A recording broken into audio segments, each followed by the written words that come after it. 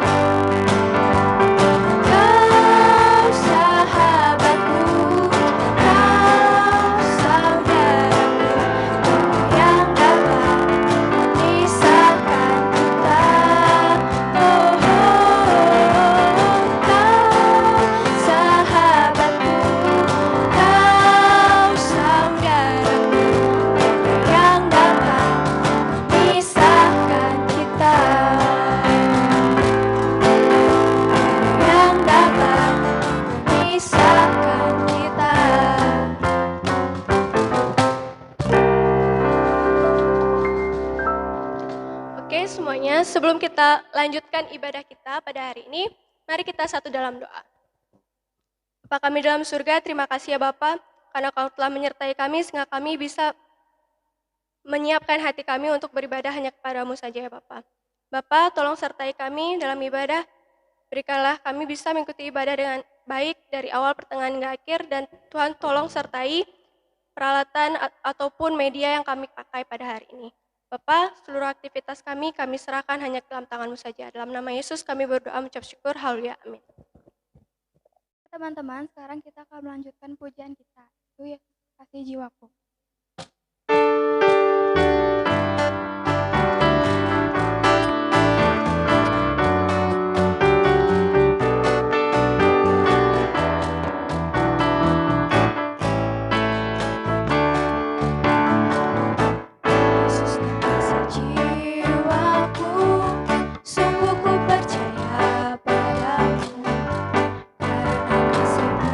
Padaku, tebus dosa.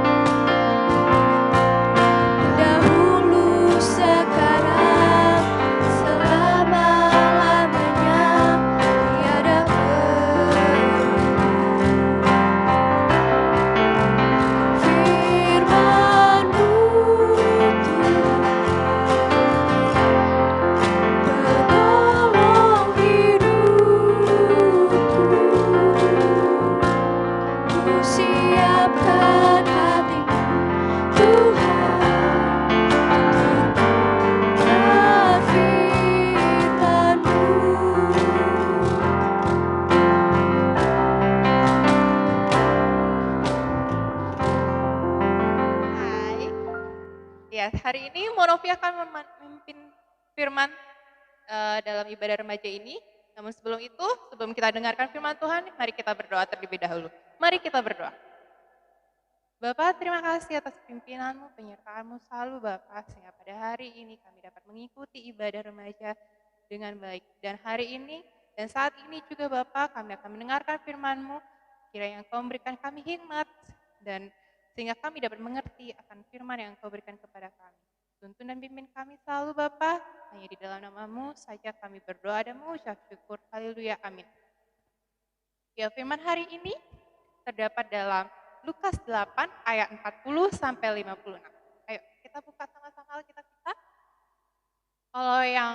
Kalau kalian belum mengambil Alkitab, ayo ambil dulu Alkitabnya, kita buka bareng-bareng.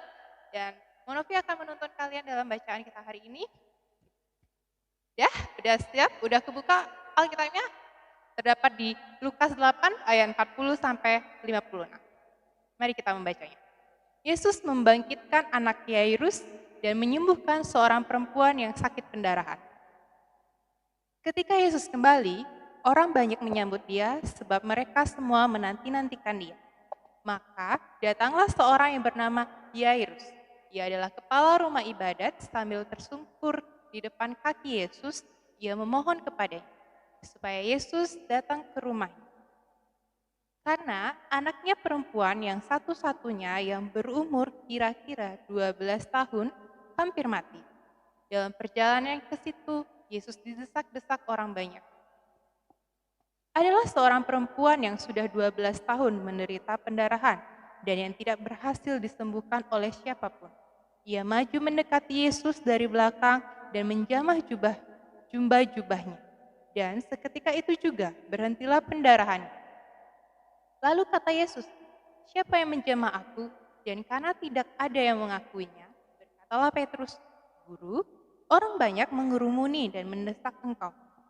Tetapi Yesus berkata, "Ada seorang yang menjamah aku, sebab aku merasa ada kuasa keluar dari diriku."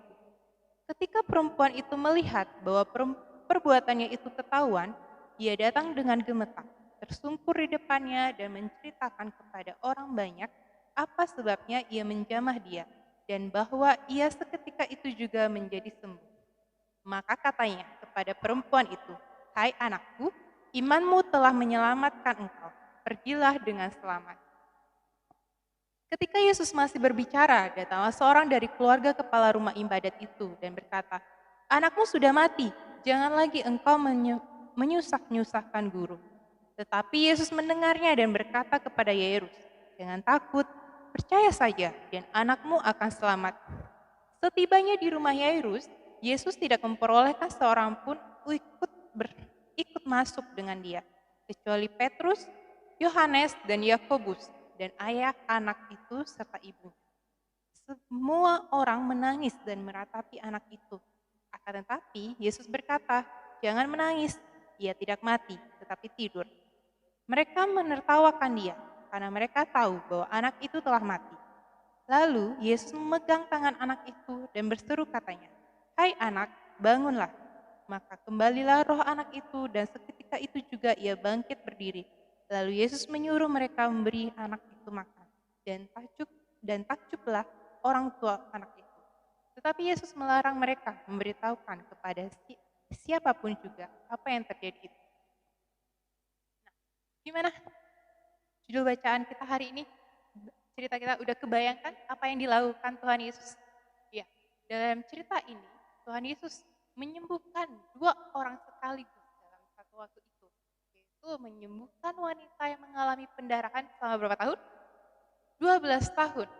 Dan membangkitkan atau menghidupkan kembali anak perempuan Yairus yang berumur 12 tahun. Ya, pada waktu itu Yesus sendiri ada di antara orang banyak yang sangat menyambut dan menanti-nantikan kedatangannya. Salah satu orang yang menantikan kedatangan Yesus adalah Bapak Yairus. Dialah seorang bapak dari anak perempuan yang berumur 12 tahun. Yang dimana saat itu keadaan anak perempuannya mengalami sakit yang cukup parah dan hampir mati dikatakan Bapak Yairus tahu kalau Tuhan Yesus sudah datang dan langsung menghampirinya sambil tersungkur di kaki Yesus, memohon untuk datang ke rumahnya karena anaknya hampir mati.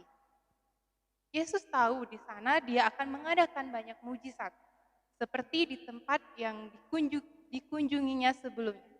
Yesus merasakan ada kuasa yang keluar dari jubahnya, dari tubuhnya. Dan benar saja, kuasa yang keluar tersebut untuk menyembuhkan seorang perempuan yang mengalami pendarahan atau sakit pendarahan selama 12 tahun dalam hidupnya. Dengan hanya menyentuh, dibilang di sini hanya menyentuh jubah Yesus, dan perempuan tersebut menjadi akhir sembuh dari sakit. Sama seperti dengan anak Bapak Yairus ini yang mengalami mujizat yang sangat luar biasa. Bayangkan, orang mati, orang yang sudah meninggal dibangkitkan, dihidupkan lagi oleh Tuhan Yesus sendiri. Bagaimana mujizat yang sangat luar biasa itu terjadi pada anak Bapak Yairus ini. Dan dia sembuh. Sama seperti itulah Bapak Yairus mengalami mujizat yang sangat luar biasa. Anak tersebut hidup kembali setelah dinyatakan meninggal oleh orang yang membawa kabar kepada Bapak Yairus kalau anaknya sudah meninggal. Dan pada waktu itu Bapak Yairus ada bersama Yesus. Dan Yesus mendengar sendiri. Tapi Tuhan Yesus bilang, jangan takut. Dan percaya saja, jangan takut, anakmu akan selamat. Itu kata Tuhan Yesus. Dan kalian tahu apa yang menyebabkan mujizat itu terjadi?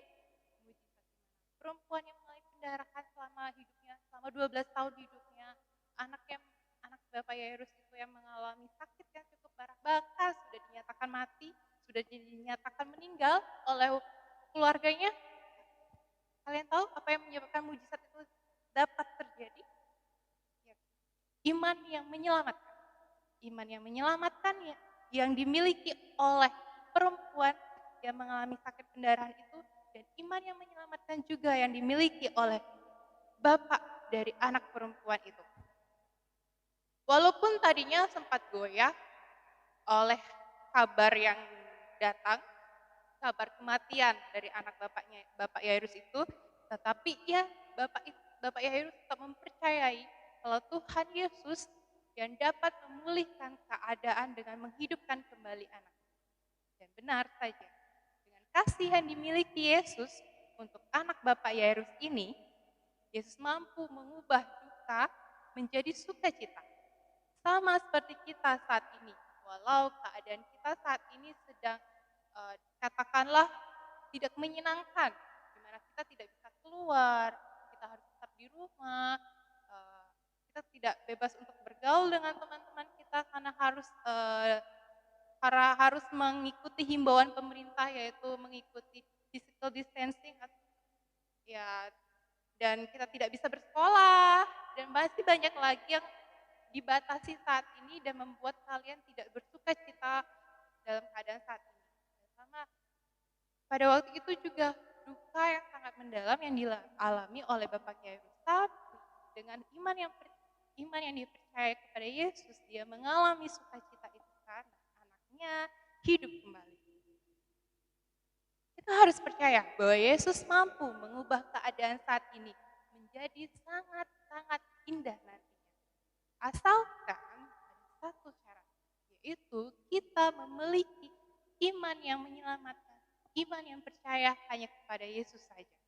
Dan selalu ingat, karena kasih Yesus yang dimiliki untuk kita, dia juga rela mati untuk menggantikan hukuman dosa kita. Kita sangat berdosa dan dia sangat rela untuk mati, untuk disalibkan, menebus dosa-dosa kita, menggantikan hukuman dosa kita. Luar biasa kan kasih Tuhan Yesus itu? Jadi kita sebagai anak-anaknya harus selalu mengandalkan Yesus dalam hidup kita. Dan karena kita telah diselamatkan oleh kasih Yesus, haruslah kita juga membagikan kasih kita kepada sesama dengan cara peduli dan menolong atau membantu orang-orang yang ada di sekitar kita. Kalian tahu sendiri apa yang sedang terjadi saat ini, wabah COVID-19 ini ada di mana-mana, bukan hanya di Bali, bukan hanya di Indonesia, tapi di luar negeri juga, di seluruh dunia mengalami wabah ini. Dan ada dan membuat teman-teman kita, saudara-saudara kita sangat memerlukan pertolongan dan bantuan kita. Sebagai anak-anak Tuhan, haruslah kita membantu dengan cara menghibur, berdoa untuk mereka. Dan apabila kalian mempunyai sedikit tabungan, gak apa-apa, jangan banyak-banyak, sedikit aja. Walaupun sedikit, dengan sedikit itu kalian bisa membantu teman-teman kalian yang sangat membutuhkan pertolongan kalian. Kayak kalian bisa membantu dalam mengumpulkan dan memberikan apapun yang keperluan mereka, misalnya membantu mereka dalam hal makan. Nah, dan dengan diam di rumah,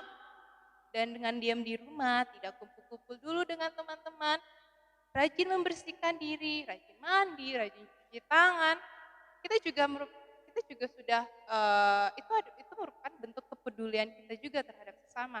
Kenapa? Karena dengan itu kita sudah memutuskan mata rantai penyebaran dari penyakit ini, dari penyakit COVID-19 ini.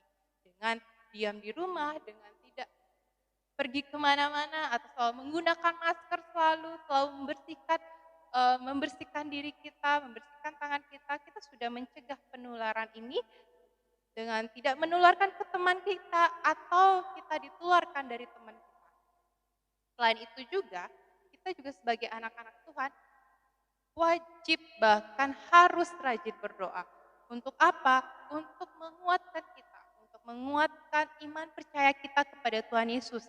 Serta di dalam doa, kita dapat mendukung saudara-saudara kita yang mungkin saat ini dalam keadaan sakit. Ya.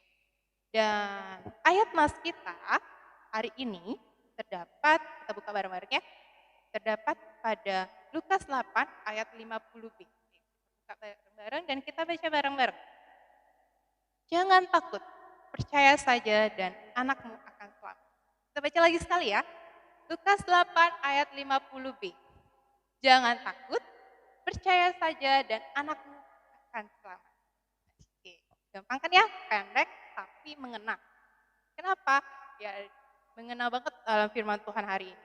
Jadi hari ini firman Tuhan mengajarkan kita untuk selalu peduli terhadap sesama, selalu mengandalkan Yesus dalam hidup kita. Dan jangan takut seperti ayat nas kita hari ini, jangan takut, percaya saja. Percaya saja kepada Tuhan Yesus, pasti Tuhan Yesus akan menyelamatkan dan memulihkan keadaan ini dan sehingga kita dapat beraktivitas kembali seperti dulu kala, seperti dahulu, kita bisa ke sekolah, kita bisa ke gereja lagi, kita bisa kumpul-kumpul lagi, kita bisa ibadah bareng, gak kayak gini lagi. Ya, kita bisa ketemu face to face, ya, dan bisa nongkrong-nongkrong di mana-mana yang kalian pingin jalan-jalan ke sini, jalan-jalan ke situ, ya bisa, asalkan kalian percaya dan kalian taat dan selalu berdoa kepada Tuhan, pasti semuanya ini akan berlalu. Oke, sekarang mari kita berdoa. Bapak, terima kasih atas firman yang begitu indah yang dapat kami dengar pada hari ini.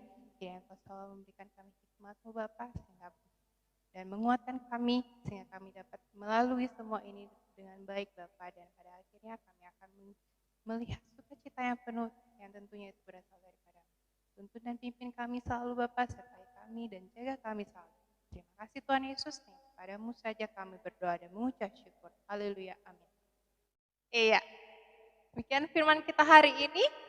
Sampai jumpa minggu depan dan tetap di rumah.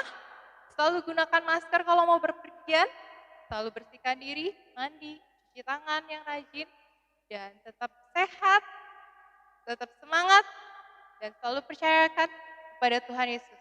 Dan pasti Tuhan Yesus memberkati kita semua. Bye-bye. Oke teman-teman, sekarang kita akan membawa persembahan kita dengan diiringi lagu Betapa Baiknya Engkau Tuhan.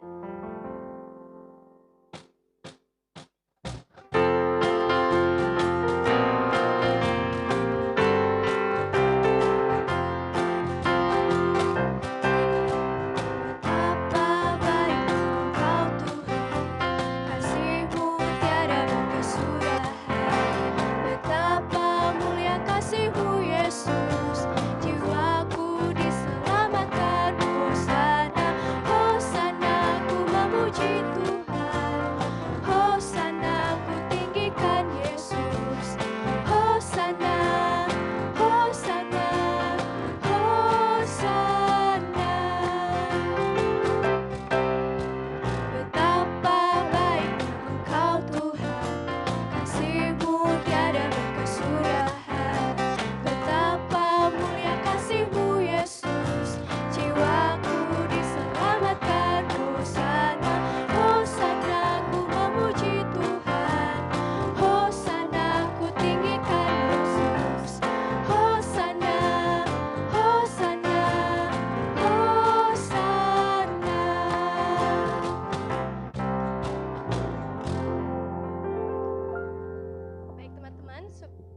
Sebelum kita mengakhiri ibadah kita pada hari ini,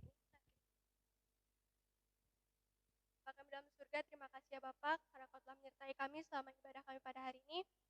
Berikanlah apapun yang sudah kami persiapkan, semua itu berkenan di hadirat-Mu ya Bapak. Bapak, kami juga membawa persembahan kami. Kiranya Tuhan memberkati kami, setiap tangan-tangan yang sudah memberi, berikanlah persembahan ini bisa berguna bagi kemuliaan nama-Mu saja. Bapak, terima kasih juga karena Kau telah menyertai kami selama ibadah. Dan terima kasih juga dengan media dan sarana prasarana yang telah Kau lancarkan ya Bapak. Bapak, kami menutup ibadah kami pada hari ini hanya dalam nama-Mu saja. Terima kasih Tuhan Yesus. Haleluya. Oke teman-teman semua, sebelum kita menutup ibadah kita pada hari ini, mari kita angkat satu pujian, Berikan Ku Hati.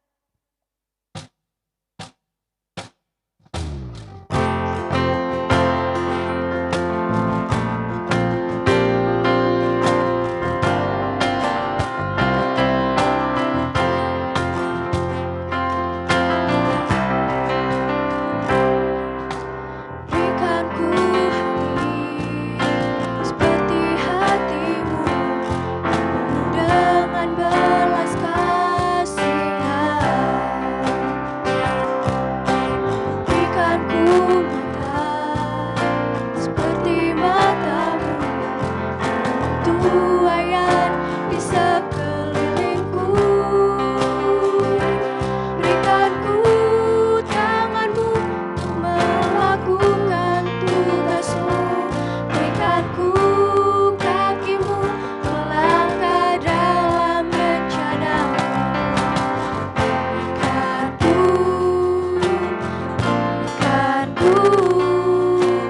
Berikan ku hati-Mu.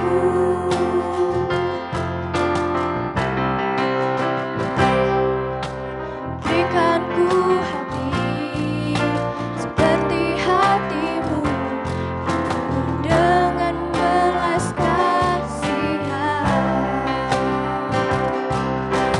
Berikan ku mata seperti mata-Mu, tuaian di sekelilingku. Berikan ku tangan-Mu untuk melakukan tugas-Mu. Berikan ku kaki-Mu melangkah dalam rencana-Mu. Berikan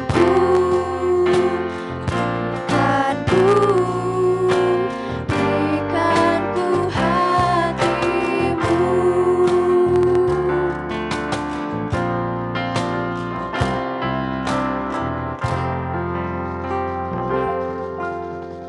Oke teman-teman semua, ibadah kita pada hari ini sudah selesai. Selamat hari Minggu dan Tuhan Yesus memberkati.